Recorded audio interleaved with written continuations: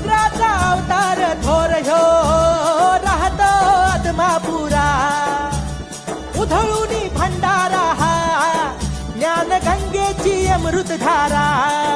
रेशमी फेटा